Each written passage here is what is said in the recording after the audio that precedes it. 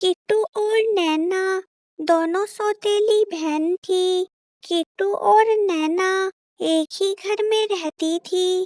किट्टू चिड़िया के 3 प्यारे प्यारे बच्चे थे और नैना चिड़िया पेट से थी। नैना किट्टू और उसके बच्चों से प्यार नहीं करती थी। जंगल में ठंड काफी बढ़ चुकी थी। ये किट्टू अपने बच्चों को तो एक कोने में सुला देती है और मुझे यहाँ खिड़की के पास ठंड में सोना पड़ता है।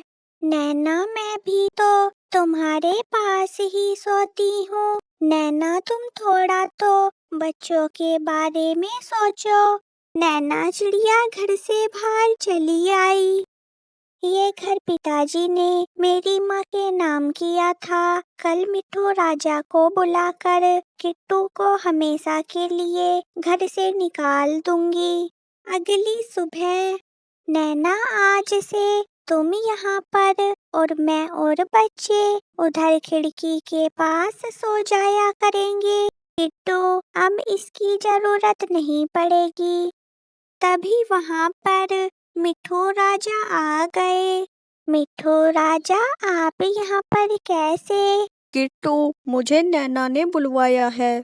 ये देखिए मिट्ठू राजा, ये घर के पेपर। ये घर मेरी माँ के नाम पर है, इसलिए मैं अपनी सौतेली बहन किट्टू को अपने घर से निकालना चाहती हूँ।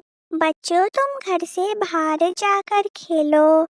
किट्टू, कागजात तो सही हैं, इस घर पर नैना का ही हक है।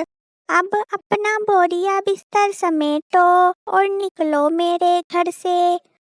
नैना, मैं इतनी ठंड में बच्चों को लेकर कहाँ जाऊंगी? मेरे साथ ऐसा ना करो। नैना ने किट्टू को अपने घर से निकाल दिया। उधर जंगल में ठंड भी काफी बढ़ चुकी थी। मम्मा, मौसी ने हमें घर से निकाल दिया। मौसी बहुत गंदी है। नहीं बच्चों, ऐसा नहीं बोलते। तुम्हारी मौसी बहुत अच्छी है। किट्टू ठंड में अपने बच्चों को लेकर एक पेड़ पर बैठी हुई थी। मम्मा, हमें ठंडी लग रही है। किट्टू अपने बच्चों को ठंड से बचाने के लिए कुछ सोच रही थी। तभी वहाँ पर बुलबुल अपने बच्चे को लेकर आई। बुलबुल, तुम कहाँ जा रही हो? किट्टू, बर्फीली पहाड़ियों में मेरी पिंकी मौसी रहती है, तो बस कुछ दिन के लिए वहाँ पर घूमने जा रहे हैं। गोलू मोलू, तुम भी हमारे साथ चलो, एक साथ खेलेंगे। चलो किट्टू, बच्चों के साथ तुम भी मेरे साथ चलो। चलो ना मम्मा, हम भी घूमने चलते हैं। किट्टू ने बुलबुल की मौसी के घर चलने के लिए हाँ बोल दिया। फिर किट्टू अपने बच्चों के साथ बुलबुल की मौसी के घर घूमने चल दी। कुछ समय बाद बुलबुल अपनी मौसी के घर आ गई। अरे मेरे बच्चों, तुम्हें आने में कोई परेशानी तो नहीं हुई? नानी नानी देखो, मैं आपसे मिलने आ गया। नहीं मौसी, आने में कोई परेशानी नहीं हुई। इनसे मिलिए, ये मेरी दोस्त किट्टू है। चलो बच्चों, घर के अंदर चलकर बातें करते हैं। सभी घर के अंदर आ गए। मौसी, आपका घर तो अंदर से गर्म है। हाँ बेटी, इस घर की यही तो खासियत है। इस घर में अंदर की गर्मी अंदर ही रहती है। फिर मौसी सभी के लिए गर्मा गर्म समोसे बनाने लगी और बच्चे बाहर बर्फ में खेलने लगे। बुलबुल आंटी देखो, हमने ये क्या बनाया? रात हो चुकी थी। मौसी घर से बाहर बैठी हुई थी। तभी किट्टू भी मौसी के पास आ गई।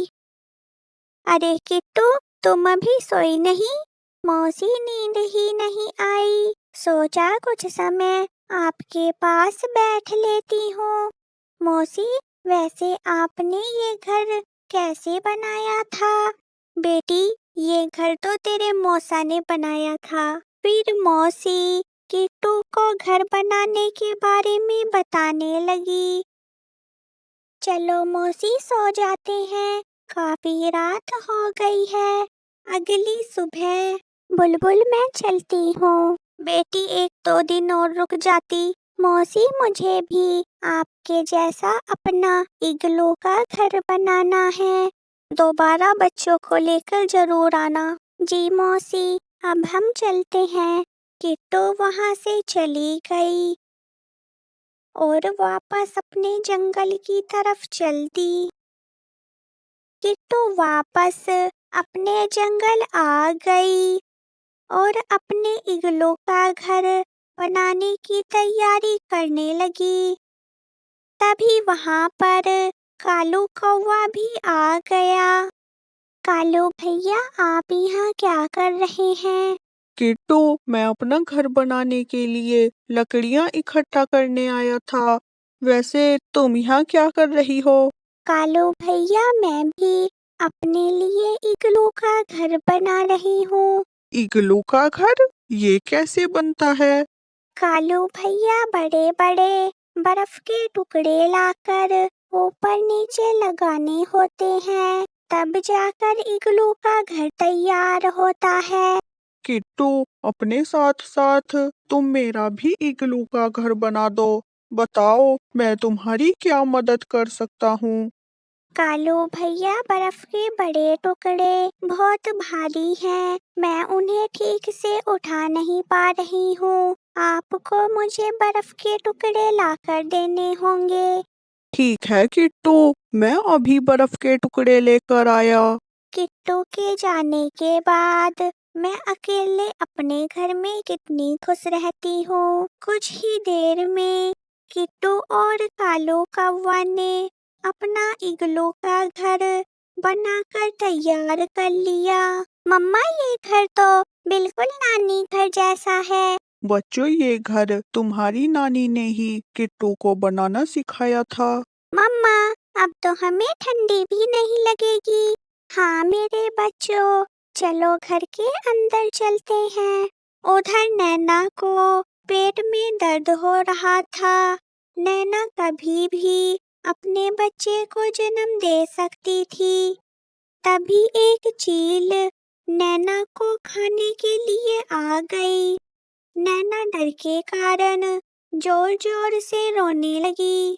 तभी चील नैना के घर पर जोर जोर से कूदकर घर तोड़ने लगी। मुझे यहाँ से निकलना होगा, वरना ये चील मेरा घर तोड़कर मुझे खा जाएगी। नैना पीछे के गेट से निकलकर चील से डरकर भाग गई। नैना उड़ते उड़ते किट्टू और कालू कौवा के इग्लू घर के पास आ पहुंची और फिर इग्लू घर के अंदर आ गई। किट्टू, ये तुम्हारा घर? किट्टू, मेरे पीछे चील लगी है। नैना, तुम चिंता ना करो, चील इस घर के अंदर नहीं आ पाएगी। ये कैसा घर है? मैं तो इसके अंदर भी नहीं जा सकती और ना ही इसे तोड़ सकती हूँ। यहाँ से कहीं और जाकर अपना भोजन तलाश करती हूँ। फिर चील वहां से चली गई। किट्टू, ये इग्लू घर तो बहुत अच्छा है। अब तो हमें चील से डरने की भी जरूरत नहीं। हाँ कालू भैया, आपने सही कहा। कुछ समय बाद नैना ने एक प्यारे से बच्चे को जन्म दिया।